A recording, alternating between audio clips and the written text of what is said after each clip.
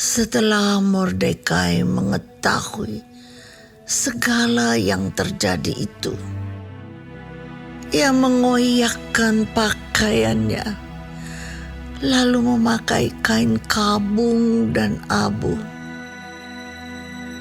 Kemudian keluar berjalan di tengah-tengah kota sambil melolong-lolong dengan nyaring dan pedih. Dengan demikian, datanglah ia sampai ke depan pintu gerbang istana raja.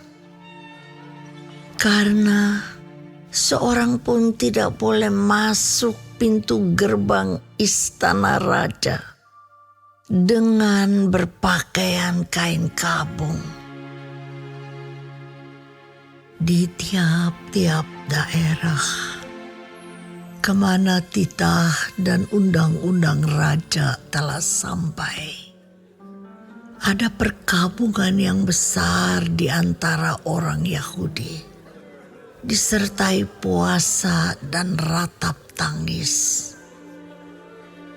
Oleh banyak orang dibentangkan kain kabung dengan abu sebagai lapik tidurnya.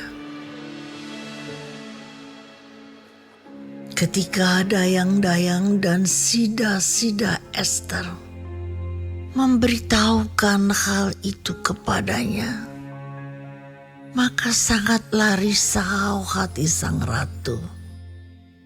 Lalu dikirimkannya lah pakaian supaya dipakaikan kepada Mordekai, dan supaya ditanggalkan kain kabungnya daripadanya.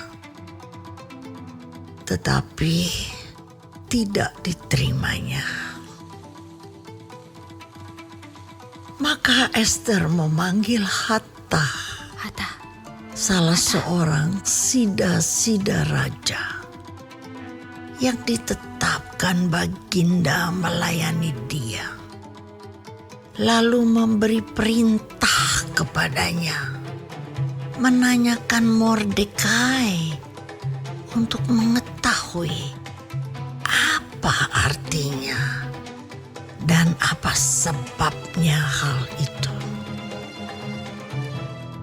Lalu keluarlah Hatta mendapatkan Mordekai di lapangan kota yang di depan pintu gerbang istana raja.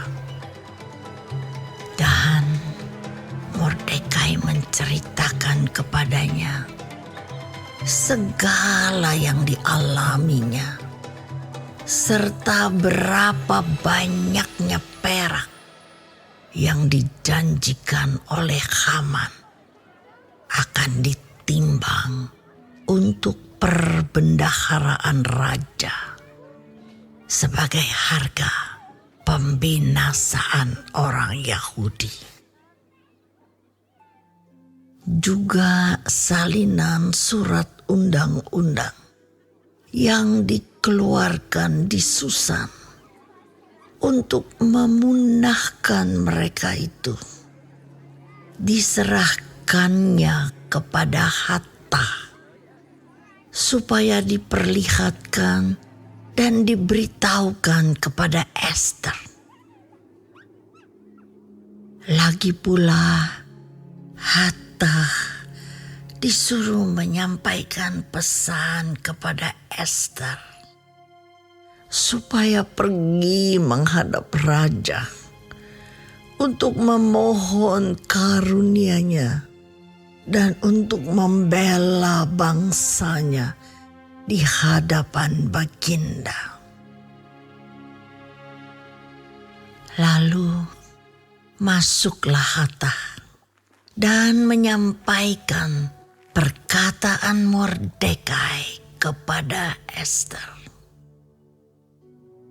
Akan tetapi Ester menyuruh Hatta memberitahukan kepada Mordekai, semua pegawai raja serta penduduk daerah-daerah kerajaan mengetahui bahwa bagi setiap laki-laki atau perempuan yang menghadap raja di pelataran dalam dengan tiada dipanggil, hanya berlaku satu undang-undang, yakni hukuman mati. Hanya orang yang kepadanya raja mengulurkan tongkat emas yang akan tetap hidup. Dan aku selama 30 hari ini tidak dipanggil menghadap raja.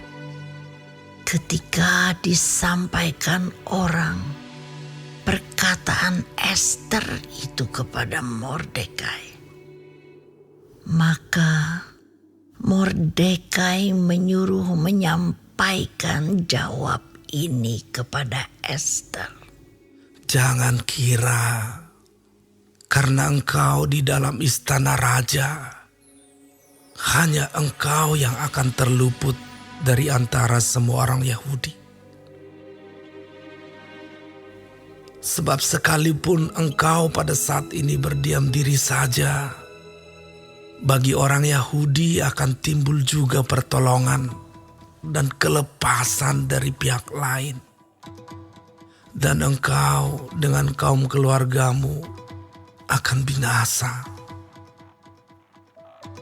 Siapa tahu, mungkin justru untuk saat yang seperti ini, engkau beroleh kedudukan sebagai ratu. Maka Ester menyuruh menyampaikan jawab ini kepada Mordekai. Pergilah, kumpulkanlah semua orang Yahudi yang terdapat di Susan dan berpuasalah untuk aku. Janganlah makan dan janganlah minum 3 hari lamanya, baik waktu malam, baik waktu siang. Aku serta dayang-dayangku pun akan berpuasa demikian. Dan kemudian, aku akan masuk menghadap raja. Sungguh pun berlawanan dengan undang-undang. Kalau terpaksa aku mati, biarlah aku mati. Maka pergilah Mordekai, dan diperbuatnyalah tepat seperti yang dipesankan Ester kepadanya.